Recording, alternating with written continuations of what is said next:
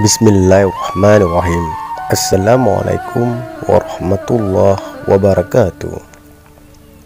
Sahabat muslim yang dirahmati Allah Subhanahu wa taala. Pada kesempatan kali ini saya akan membahas Sungai Nil dan kisah Nabi Musa alaihi salam. Sebelum melanjut dalam pembahasan ini, bagi sahabat muslim yang ingin berlangganan dengan channel ini dengan cara tekan tombol subscribe, komen dan lonceng notifikasi agar channel ini semakin bermanfaat untuk kita semua. Amin ya rabbal alamin. Sahabat muslim yang dirahmati Allah Subhanahu wa taala, menyebut nama Sungai Nil, sebagian besar umat Islam akan teringat dengan kisah Nabi Musa alaihissalam. Sebagaimana dikisahkan, sewaktu masih bayi, ibunda Nabi Musa diperintahkan oleh Allah Subhanahu wa taala untuk menghanyutkan bayinya Musa dalam sebuah peti ke Sungai Nil.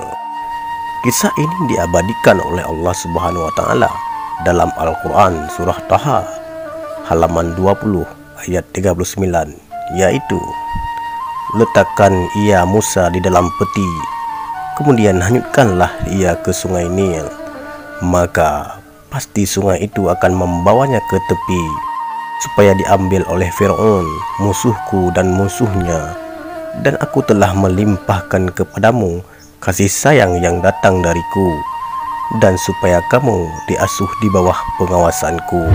Sahabat muslim yang dirahmati Allah Subhanahu wa taala, dalam surah Al-Ghasyiyah halaman 28 ayat 7, Allah berfirman, dan kami ilhamkan kepada ibu Musa, susuilah dia, dan apabila kamu khawatir terhadapnya, maka jatuhkanlah dia ke Sungai Nil, dan janganlah kamu khawatir, dan janganlah pula bersedih hati, karena sesungguhnya kami akan mengembalikannya kepadamu dan menjadikannya salah seorang dari para rasul.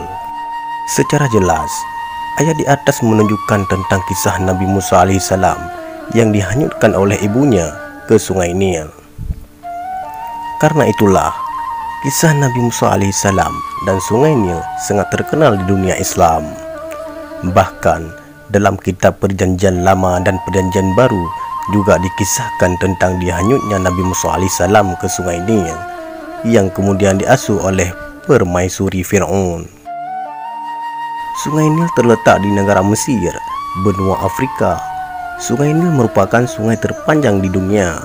Panjangnya mencapai 6.650 km atau sekitar 4.132 mil. Secara keseluruhan, Sungai Nil melintasi 9 negara di Afrika seperti Ethiopia, Zaire, Kenya, Uganda, Tanzania, Rwanda dan Burundi, Sudan dan Mesir.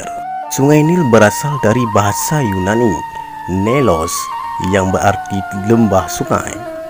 Sungai ini identik dengan sejarah Mesir, yakni sejak zaman Mesir kuno. Sungai Nil mempunyai peranan penting dalam peradaban, kehidupan dan sejarah bangsa Mesir sejak ribuan tahun yang lalu.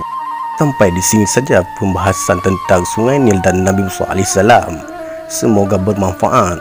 Amin ya rabbal alamin.